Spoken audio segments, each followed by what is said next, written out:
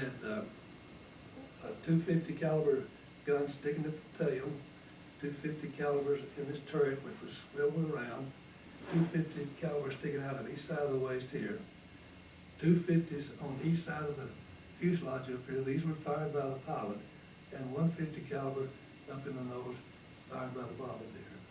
So you could have a pretty good defense with 50 caliber fire. This was called a medium bomber because even though it could carry as many pounds of bombs as the heavy bombers, it didn't have the range. It could only fly maybe for 6 or 7 hours without running out of gas. So our missions had to be short, and not in duration, but also in miles. How many crew members were there? Six crew members, a pilot and a co-pilot, and a bombardier, top turret gunner, waist gunner, and tail gunner. In some raids, we would take an additional man along, a 7th person, as a photographer, but normal crew would be 6. How was it determined which theater of the war you would be in? We often wondered that. Never did know exactly. In fact, we didn't know where we were going until we were already on the way. When I finished cadet training and became an officer and went through, it took 3 months to get trained in this airplane, 3 more months. Then, and I did that in a place called Del Rio, Texas. From Del Rio, I was sent to Barksdale Field out of Shreveport, Louisiana. Here's where I met my crew, the man who'd be my co-pilot and the bombardier and the gunners and so forth. We all met and started learning how to fly combat missions, how to drop bombs, how to defend ourselves, and how to bail out, and how to fly formation and so forth, and bomb with accuracy. From that point, we were sent to Hunter Field in Savannah, Georgia, and told to wait. And we waited, and we waited, and we waited for several weeks. And finally my name was called, and I was told my crew and I should report at a certain place, and there they issued to me a brand new B-26. And we were given orders sealed, and the orders were to take this airplane off the ground, head in a certain direction. After 2 hours, openly seal the orders, and that would tell us what our destination was. And what was the destination? The destination was England. We knew, almost knew it was going to England because the direction we were flying did not seem to be taking us toward Japan. So we probably figured it out. Well, did that plane have? The reason I'm about to tell this story about how American bombers made their way to Europe during World War II is that some of the film got mislaid or botched, and Bill Stonecipher's version might have to be deleted from this film unless I kind of filled in for him. But one of the big problems that America had during World War II was the great distance from America to Europe, and the fact that many airplanes simply couldn't fly that far without having an opportunity to be refueled somewhere. When it came time for Bill Stonecipher and his squadron to go to Europe, they had to make a long and circuitous route to find a way to get to Europe in an airplane that had a very short range of 700 or 800 miles and get across an ocean that was at least 3,000 miles across. Let me point it out to you on the map. The distance from here to here is approximately 3,000 miles. The B-26 did not have anything like that kind of range. And after completing their training in Savannah, Georgia, the B-26 pilots and Bill Stonecipher flew down to southern Florida. They made a hop down into the Caribbean, somewhere around the Dominican Republic, ended up in South America, and flew down to the point here on the easternmost tip of South America, Natal.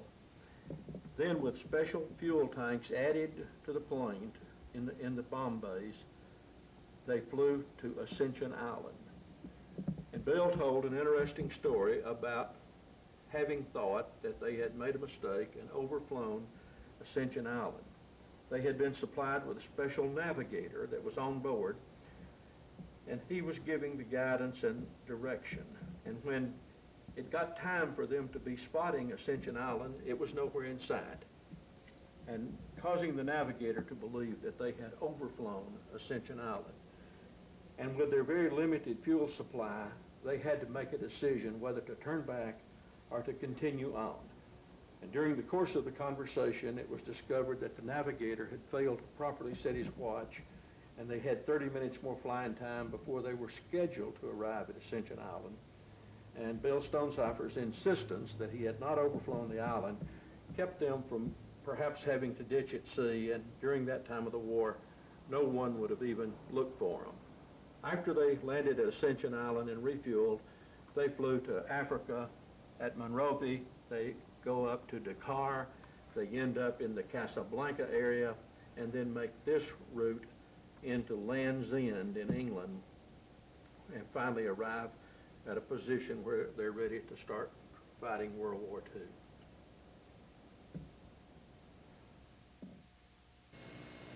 But I think you left out one story that I wanted you to tell about when you took the nurses to the bridge, to the Remagen Bridge on a flight. Do you recall telling me about that at one time? I do remember the flight. I do remember that I was asked by my operations officer to give a group of nurses a tour of the countryside. And I chose to go and let them look at the Remagen Bridge, which had just been crossed very, very shortly before that time by the ground forces. That was the first crossing of the Rhine River by our forces. Is that the story? Yes. Would you consider that rather hazardous duty? Not really. That was one of the flights that I guess I was least scared of during it. Where were you when the war ended? When the war ended, I was in a rest camp in a place called Annecy, which is a resort in the southern part of France. After you had flown a few missions, the Army Air Corps decided that most normal people would be a little bit jumpy, and they would choose to give us a few days of leave. And we had a place in Annecy, and I was down there with my co-pilot when the war started ending. As you know, the war in Europe ended in stages. And the first stage of it, I guess, was when it was while I was in Annecy, France, sometime in May 1945. When Germany surrendered? When Germany surrendered. When did you come back to the States? In November 45. And how did you make that trip home? By boat. And it left your bomber in Europe? Well, there was none of them that was my bomber, but I left some bombers there, yes. Okay. And did you dock in New York City, or? Yes, New York City.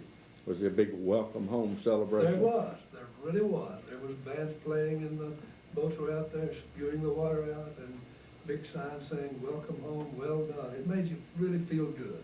This would have been about 5 months after the war ended in Europe, and probably 3 months after it ended in Japan. Yeah, about that. Japan, I believe, was in September I think of so. 45. And did you ride a train to Nashville? No, rode a train to Fort Knox.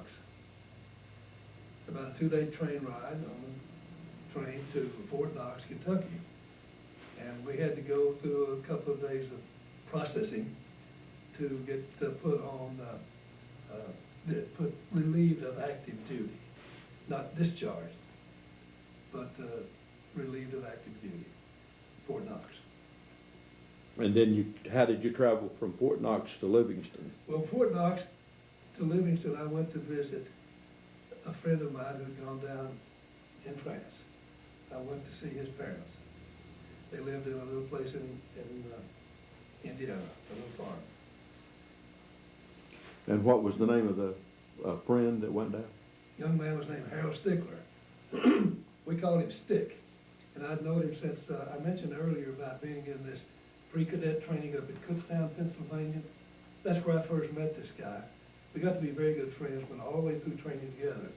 Got separated, but eventually ended up in the same group in France. And he went down, and he and his whole crew died. I got a letter from his sister. I got several letters from several sisters and several wives, but his sister had heard about me through some correspondence, and she wanted to know if I'd be good enough to come and visit them when I got home, which I did. And from Fort Knox, I went up to visit Stickler's parents. And what's the name of the community that he lived close to? I think the name was Gretna Green. Close to Warsaw, I believe you said. And not too far from Warsaw. And then you came from there home to Came Livingston. home. And I rode a train to Livingston, and Walter and my dad met me in Nashville in the train. My brother Walter had been home about a couple of weeks at that time. I believe that Walter had gone into the service prior to you going in. Yes. He was in the Army. Yes. And he was in the Pacific Theater. And he was in the infantry, I believe. Yes. And he served in New Guinea and the Philippines. That's true. And later taught school for 35 or 40 years in Shelbyville, Tennessee, after going through Tennessee Tech on the GI Bill. Yes. And I believe you went through Tennessee Tech or finished Yes, Tennessee I did. Tech, probably on the GI Bill. Yes. And you went to work for IBM immediately. Immediately. And sometime about that time you got married. Got married about 6 months or so prior to my graduation. Married, was it an old hometown girlfriend? Well, she was a young hometown girlfriend. But had been your girlfriend for some period of time. For a maybe. couple of years. I'd known Eva when we were in school together, but we had never really gotten too well acquainted, but we knew each other. And but after the war, we met sort of accidentally one day in Livingston and started seeing each other. And she was working in Nashville at the time. And to make a long story short, we got married in August of 1948 while I was still in school. And you are here in Livingston, Tennessee in February of 1999 to celebrate your mother-in-law's, Grace Bilbrey, 100th birthday. That's true. Now, I didn't ask you many questions about the Stonecipher and the Jones family, your mother and father and my grandparents, early years and things that you might recall that they had told you about. And I think I asked you before we messed up the film if you recalled a place called the Meeting of the Waters where they had baptismal services that I can recall my grandmother Stonecipher talking about. Yes, I do remember hearing from my mother about that place. And you know about where it is? Only in general terms, up near the Sunbright Rugby area.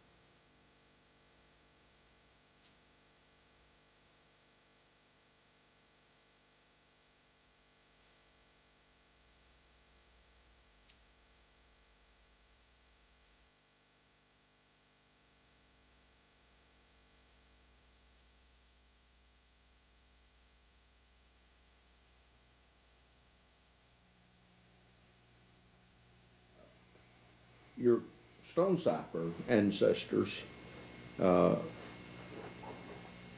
your great-grandfather, what was his name?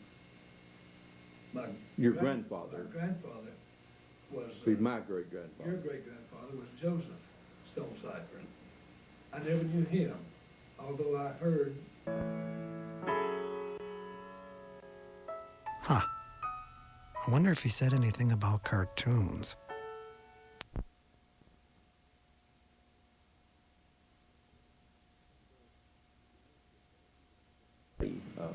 A brother of your father that had been killed as a law enforcement officer. Yes. And what was his name? His name was James Crawford. And my understanding was he was a sheriff, deputy sheriff, so officer of the law, and was trying to quiet a bunch of rowdy drunks around the church revival, and then somehow in the fracas, somebody shot and killed him. Do you know what county that occurred in? No, I don't. Would it have been up in the Fentress, Scott, Yes. Morgan County area? Yes, yes. And don't even know the name of the person who killed Jimmy, but I'm told that he was sentenced to 25 years in prison, but served a very short period of time and was pardoned by the then governor, Malcolm Patterson. You know more about Malcolm Patterson than I do, I'm sure, but this must have been in the 1915, even before then, I guess. I recall 1890s. something about that pardon, and that was an event that upset my granddaddy Stonecipher, Very much. and that there was some political ramification or something that people felt like that it wasn't an honest pardon or something that. I heard my father speak of this very rarely, but I could just get the feeling that he was extremely angry about this the rest of his life. And that's as much as I really ever knew about that. And I'm way off on the dates because that had to have happened prior to my father and mother being married. Must have been in the 1890s area, as opposed to the 19 plus. What about Uncle Houston Justice? Was he your uncle by marriage? Yes.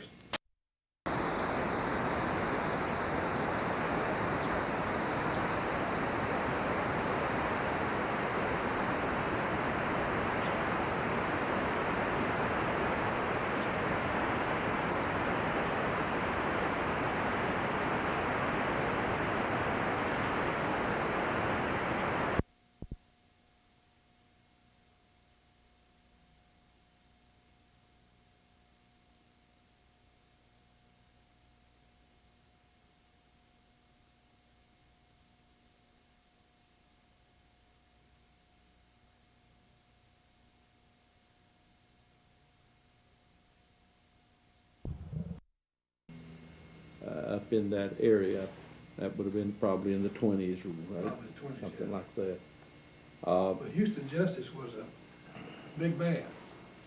He was this wide and this tall. Yeah. Huge man. And practiced law in Wartburg, I Yes. believe. Now, when you graduated from Tennessee Tech, that would have been in about 1948, I was class of 48. and you went to work for IBM. Yes. Where did you first work for them? Chattanooga. And how long were you there? I spent 17 years in Chattanooga with IBM. And then where did you go? From there, I went to Charlotte, North Carolina. And did you stay there until you retired, or? No, I stayed there 6 years, from 1966 to 72.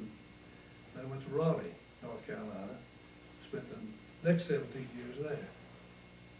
All of that adds to 39 years. And so you were working in Charlotte, North Carolina for IBM when you retired? No, and Raleigh when I retired. Okay. And what was your job? What was your title? At the job, at the time I retired, I was a field manager. Prior to that time, I'd been a branch manager for 10 years, and then elected to step down a notch and just become a first-level manager for the last 17 years. And that would have been in Raleigh and Charlotte? In Raleigh, not Charlotte. Okay. In Raleigh. Now your daughter, Anita, she's the best-looking member of the family. Yes. Would you agree? Absolutely. And I believe she held some title as a beauty contestant. She was, while we were in Charlotte, she was elected first to Miss Teenage Charlotte and went to Dallas and competed on the TV for Miss Teenage America. And a couple years later, they approached her to enter the Miss America contest, which she did, and became Miss Charlotte. She competed for Miss North Carolina and did not win that one. And but she was a competitor. And Anita lives in Charleston She now? now lives in Columbia, South Carolina. And what is she doing? Does she have a dance school? She has been a dancer all of her life. She started dancing ballet and tap when she was about 5 years old. And she now owns her own studio and has a whole complement of instructors that she manages. And you have 2 grandchildren? 2 grandchildren. And what are their names?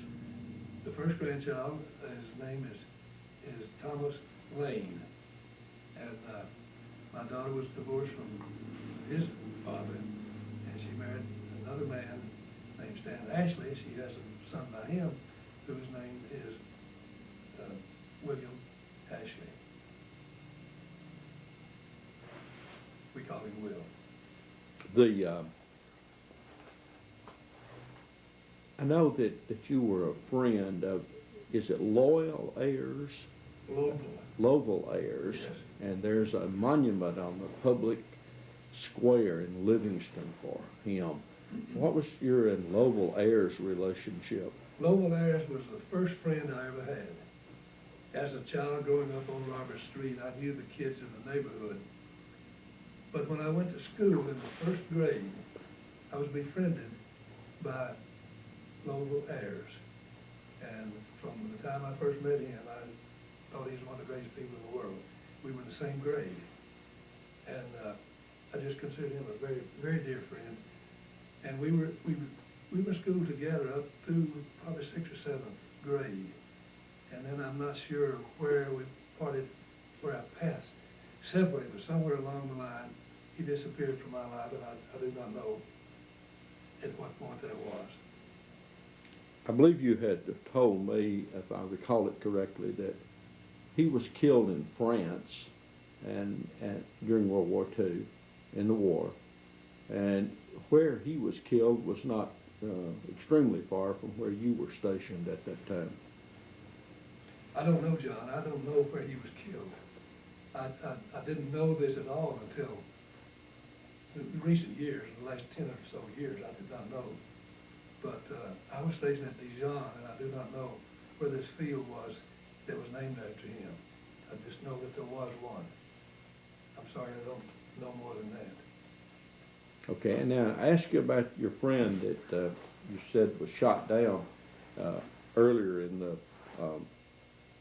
war, and that his name was S.Q. Ledbetter. Mm-hmm. I think, tell me about you and he having room together in college and known each other. S.Q. grew up here in Livingston.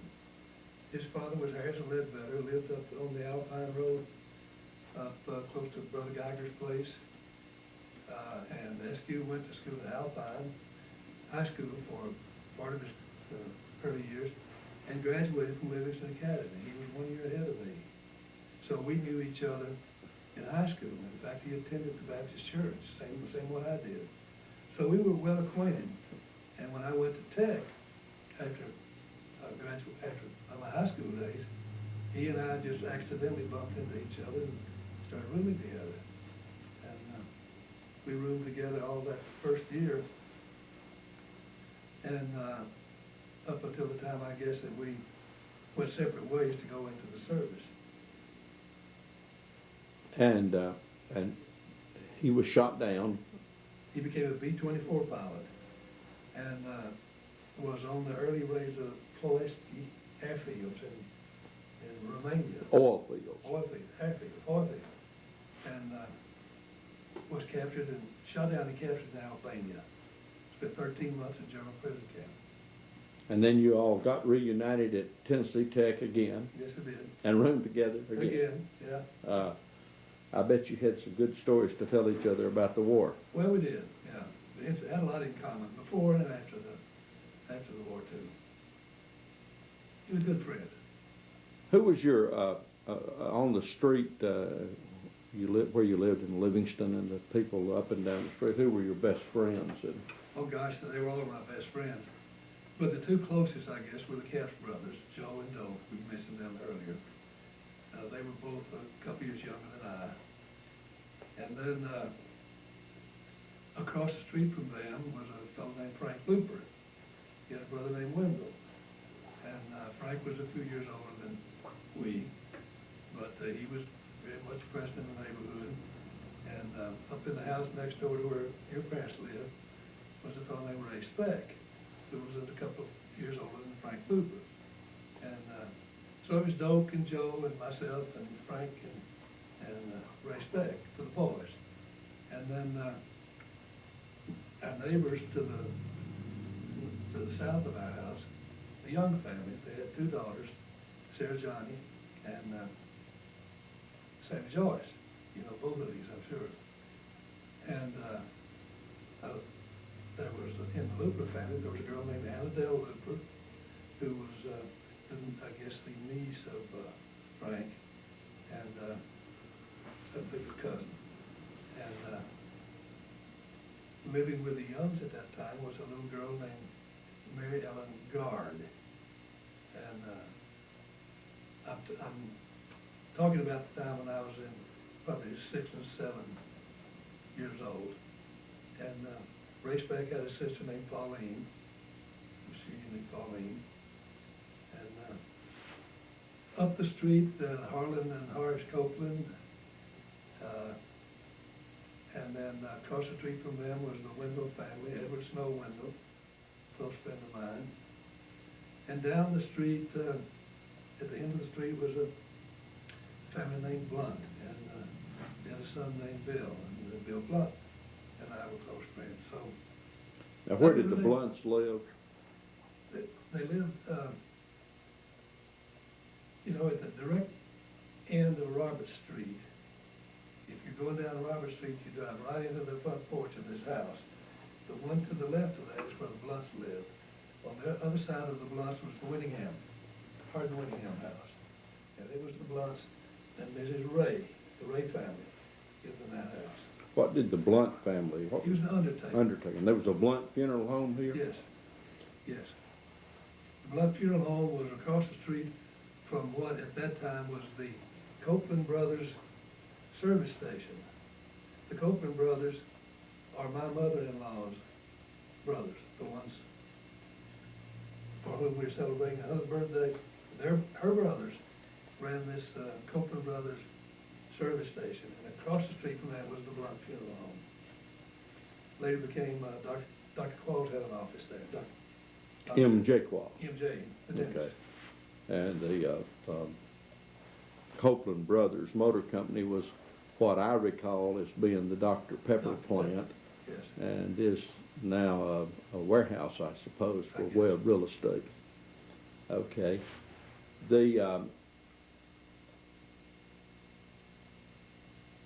You have one sister that is still living. Yes. Janie. That's Janie Stevens. Janie Stevens. And Janie was how much older than you? 4 years. And she married Q.L. Stevens. I believe he also served in World War II. Yes, he was in the Navy. So your entire generation is, you will agree, with what is now identified as the world's greatest generation. No question about it. That's what